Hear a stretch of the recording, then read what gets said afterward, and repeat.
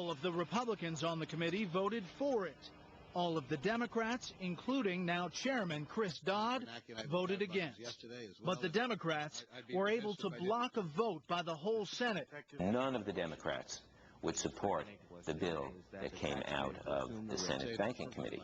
So a really tough bill that in 2005 could have actually prevented a lot of the problems we're seeing today, probably would have prevented the collapse of Fannie and Freddie.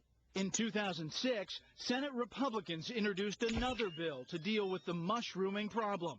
One of its sponsors, John McCain.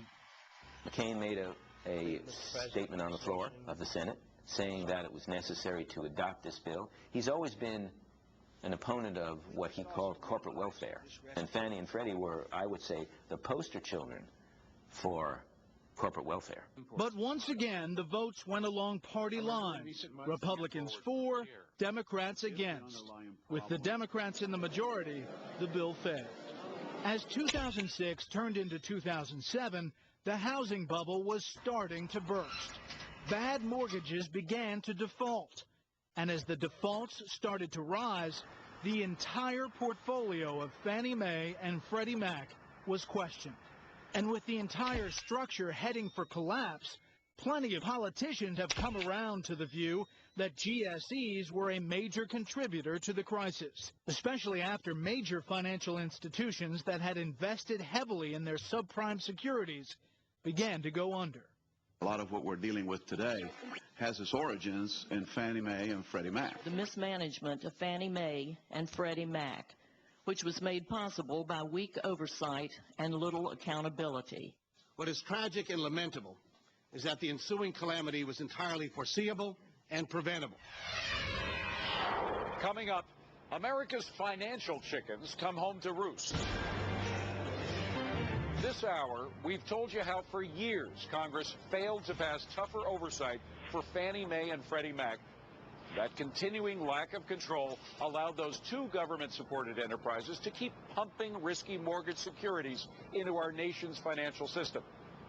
The one thing the politicians couldn't control were the inexorable forces of the marketplace. The total amount of mortgage-backed debt Fannie and Freddie issued had gone from towering to truly scary, over $4 trillion near the beginning of 2008.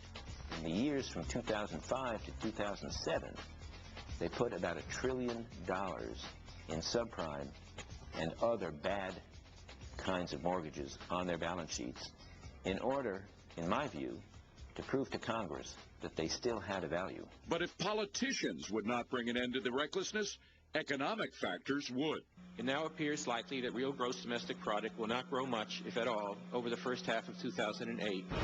Huge increase in oil prices squeezed American families and businesses. Unemployment crept up. A small number of borrowers who shouldn't have been granted mortgages in the first place began to quit paying. Even though no more than 4% of subprime mortgages were in default by January 2008, the effect was disastrous. Like toxic time capsules, the subpar mortgage-backed securities that Fannie Mae and Freddie Mac had pumped into the financial system began to poison the institutions that had gobbled them up. The crash began in earnest in January.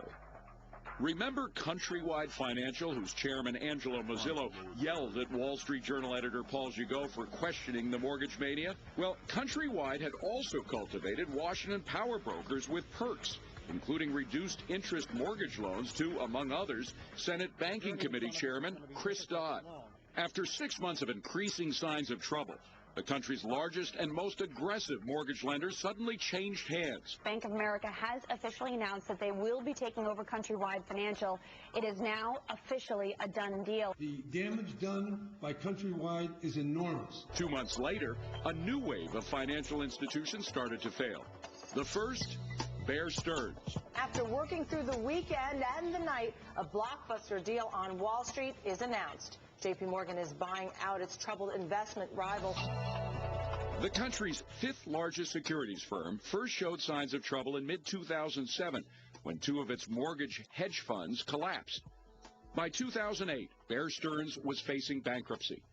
After the Federal Reserve agreed to take $29 billion worth of toxic debt from Bear's balance sheet, J.P. Morgan Chase acquired Bear for $1.2 billion.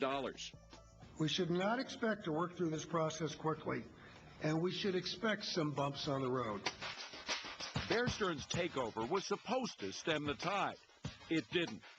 July 11th, California's IndyMac Bancorp, a $32 billion savings and loan institution, was suddenly seized by federal insurers after depositors raced in bank runs like this to draw more than $11 billion in just 11 days. I'm not putting any money